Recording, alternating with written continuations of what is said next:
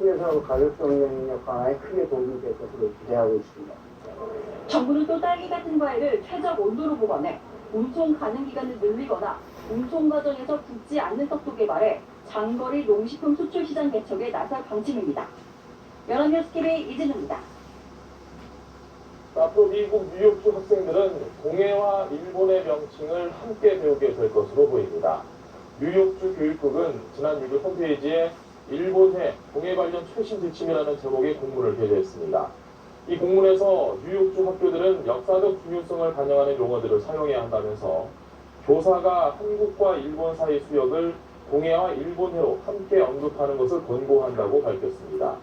또 1921년 국제수로기구가 대양과 바다의 명칭 목록을 만드는 동안 한국은 일본의 식민 지배를 받아 결정 과정에 참여할 수 없었다면서 2000년 넘게 전 세계 사람들이 해당 수역을 동해로 불러왔다고 설명했습니다.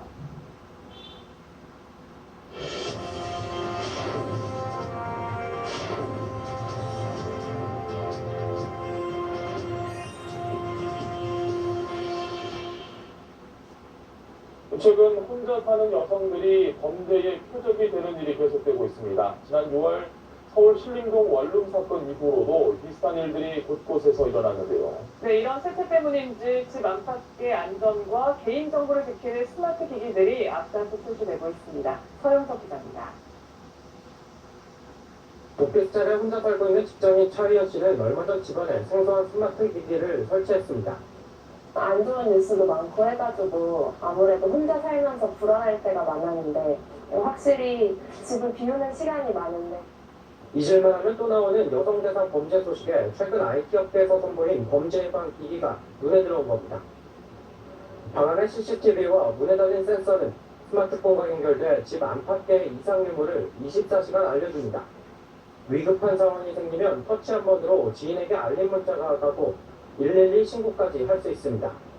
원룸가나 좁은 골목길, 차량의 무심코 표시해두는 휴대전화 번호를 일회용 안심번호로 바꿔주는 기기도 등장했습니다. 차를 세워두고 내릴 때마다 기기에 새로운 연락처가 뜨는 겁니다. 네, 개인정보 노출이 요즘에 많이 심하지 않습니까? 그래서 각종 범죄 이런 것들이 증가하고 있고 이런 것들을 막기 위해서 이런 연구가 계속 택배 하나를 받을 때도 안전을 위해 가명을 쓰는 사람들이 늘어가는 현실. 5G 서비스 확대에 따라 더 많은 사물들이 인터넷 통신에 연결되면서 개인 안전 서비스 상품 역시 다양한 진화를 거듭할 전망입니다. 연합뉴스 TV 서영석입니다. 경찰이 성폭력 피해자에 대한 2차 피해를 막고 수사 역량을 강화하기 위해서 수사와 피해 예방 업무 매뉴얼을 개정했습니다. 개정안에 따르면 경찰은 약물 투여 행위도 폭행으로 보고 약물을 이용한 성범죄의 경우엔 준강간이 아닌 강간 혐의를 적용하기로 했습니다. 또 신병 보호 절차와 맞춤형 순찰, 스마트워치 지급 등 피해자 보호 방안도 매뉴얼에 담았습니다. 만취 상태로 차를 몰던 60대 남성이 자신의 차량 화재 현장에서 간신히 구조됐습니다. 오늘 새벽 1시 40분쯤 인천광역시 강화군의 한 도로에서 64살 A씨가 몰던 승용차가 도로 경계석을 들이받으며 불이 났습니다. 조수석 타이어에서 시작된 불은 차량 전체로 번졌지만 A씨는 이를 모른 채 운행을 계속하다 불길이 운전석으로 번지기 직전 차량 밖으로 빠져나온 것으로 조사됐습니다. 경찰은 사고 당시 혈중 알코올 농도가 면허 취소에 해당하는 0.25%로 측정된 A씨를 붙잡아 정확한 사고 경위를 조사하고 있습니다. 서울 남부지검은 31살 박모 씨를 공무집행 방해와 상해 등의 혐의로 최근 구속 기소했습니다. 박 씨는 지난 6월 서울 여의나루역 에스컬레이터에서 술에 취해 행인에게 침을 뱉고 출동한 경찰의 얼굴을 주먹으로 수몇 차례 때려 콧뼈를 부러뜨린 혐의 등을 받고 있습니다. 경찰은 사건 당일 박 씨를 현장 체포한 뒤 구속영장을 신청했지만 법원이 기각했고 이후 진술 내용이 바뀐 점을 토대로 구속영장을 다시 신청해 박 씨를 구속시켰습니다. 한국인 어머니와 대만인 아버지 사이에서 태어나 30년 가까이 한국인으로 거주했다 하더라도 형사처벌 전력이 있다면 비판은 허용될 수 없다는 판결이 나왔습니다. 네, 판결 내용을 김수강 기자가 전해드립니다. 1991년 한국인 어머니와 대만인 아버지 사이에서 태어난 남성 유모 씨. 이후 유 씨의 부모는 따로 살기 시작했습니다.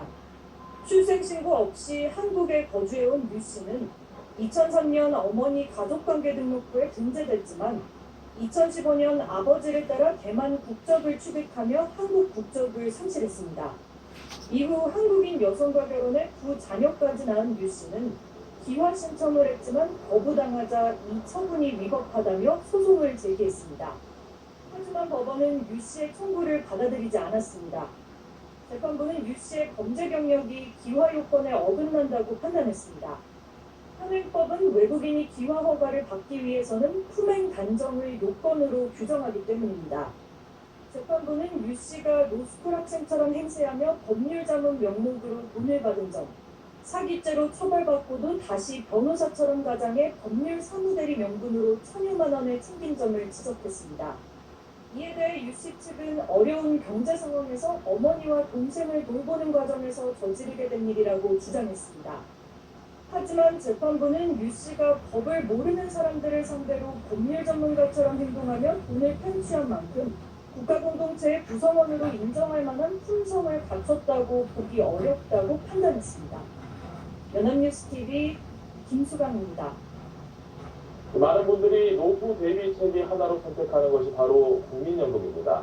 의무가 아닌데도 국민연금에 가입하는 사람들은 갈수록 늘고 있는데 개편 논의는 지지부진합니다. 네, 국민들의 노후 보장도 위협받을 수 있다는 지적이 나옵니다. 조상훈 기자입니다. 18살부터 60살 미만 국내 거주자가 가입할 수 있는 국민연금. 국민연금 의무가입 상한 연령인 60살이 됐지만 최소 가입 기간 10년을 채우지 못했거나 더 많은 연금을 받고 싶다면 65살까지 보험료를 계속 낼 수 있습니다. 이런 국민연금 임의 계속 가입자는 2010년 49,300여 명에 그쳤지만 지난해 47만 명을 돌파해 10배로 늘어났습니다. 소득이 없어 의무적으로 가입할 필요가 없지만 스스로 국민연금 보험료를 내는 임의가입자도 늘고 있습니다. 불안한 노후를 대비하기 위해 국민연금을 선택한 겁니다. 낮은 출산율로 전체 가입자는 줄겠지만 고령화로 인해 연금 수급자가 큰 폭으로 증가할 전망이어서 고갈위기에 놓인 국민연금 개정 개혁이 시급합니다. 하지만 경제사회노동위원회의 국민연금 개편안 논의는 여전히 지지부진한 상황. 뒷짐지고 있던 정부와 국회가 적극적으로 나서야 한다는 지적이 나옵니다. 연금 개혁에 둘러싼 여러 논점들을 객관적이고 명확하게 국민한테 밝히고